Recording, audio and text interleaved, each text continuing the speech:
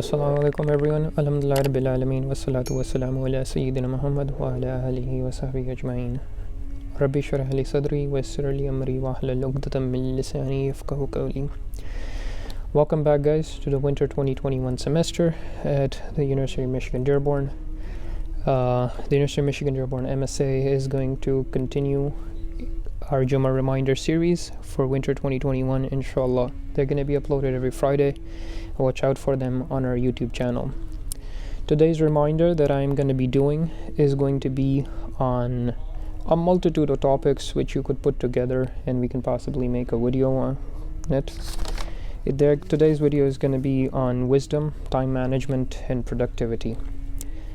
So to start off with, all of us as college students, time management is a huge issue for us. Some of us are procrastinators. Some of us might even classify ourselves as natural procrastinators.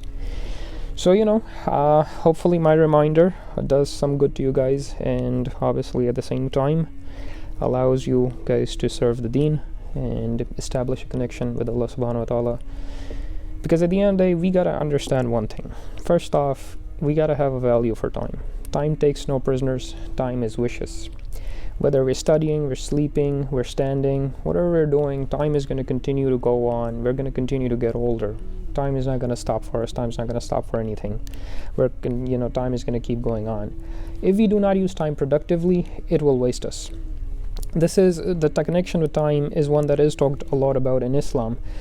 And now, one thing to understand, we can have a good time. No one's saying that, don't take time out for your relaxation. Don't take time out to, feel relaxed. Do that. Take your time. However, we must not lose sight of the goal. We must not lose sight that we have responsibilities to fulfill. And we need to fulfill these responsibilities.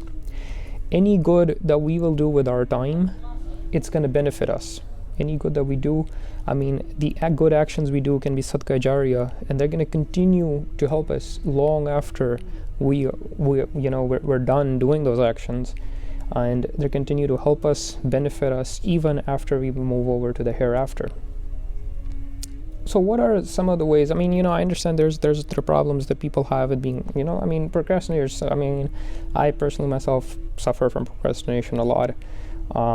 So what are some of the things that we can do to help ourselves? Well, number one, we can get some self-help books.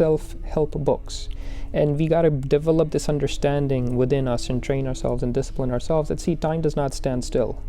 We'd rather do things before time and do a better job at them rather than do them at the last minute or right before they're due and we do a half-baked job at them.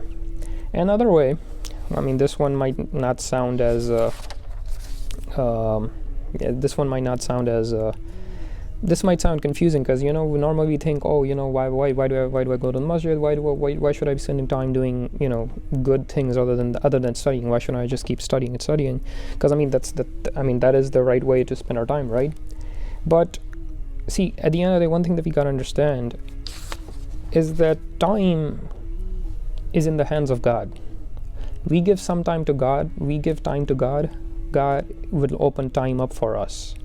We got to spend time in his remembrance. So how can we start? Well, for one, we can start by offering the 5 daily prayers. They're going to keep us connected and they're going to keep us moral. For someone who has who's a smart and who we might call has a fiery mind, who's an intellectual, for them it's very important to have a generous heart and compassionate heart. Otherwise, arrogance grows. If there's no humility, arrogance grows. So what do we do for that? How do we do to to get humble, to get a generous heart, to become compassionate?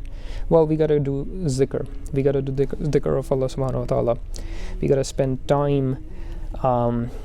We got to spend some time, a little bit of our time, regularly on a consistent scheduler basis, to do dhikr of Allah subhanahu wa ta'ala, and that's going to open up our hearts, that's going to open up time, that's going to give us blessing, that's going to give us barakah in our time. There's an interesting story that Mufti Abdur Rahman Ibn Yusuf Mangera quotes in one of his videos on his channels, is of the story of a student in a seminary. Now this kid, he was very He was a very bright and smart kid, always studying, spending his time. However, in the seminary, he didn't used to attend the zikr session that used to happen, because he was like, oh, that's a waste of my time. I can spend that time, working and studying rather than attending the zikr session. However, one day he decided to attend the zikr session, and what happened as a result of it, while he noticed for 1 or 2 weeks after that, he was, despite of attending the zikr session, he was still able to get more accomplished in personal work. I mean, just to give another point across about this, what's the importance of zikr, and how it will help us actually manage our time better and spend our time better, is how is it possible that Imam Ghazali was able to achieve so much in his life? He died at the age of 55, and yet till this day he's such a celebrated scholar. His works are cited everywhere, his concepts, his ideas are cited everywhere. Imam Nawawi died at the age of 40, yet he wrote Riyadh al-Salihin, he wrote a commentary on Sahih Muslim, he has huge works that are present. Umar bin Abdul Aziz did not live very long. He died, his reign itself was only roughly 2.5 years, and yet he was able to achieve so much in that period, in that short amount of time. Allah allowed them to do something with their time. And see, that's the thing, time is in the hands of Allah subhanahu wa ta'ala. If you do sins, time will go away. You do sins during the day, time will go away. But if you leave some time for Allah subhanahu wa ta'ala, you do dhikr, time will open itself for you. And as a result of it, as we indulge less in the dunya because of these actions, it will benefit us again more, because wisdom is going to pour into our hearts. And the solution to the love of the world is that we have to start pushing away from it.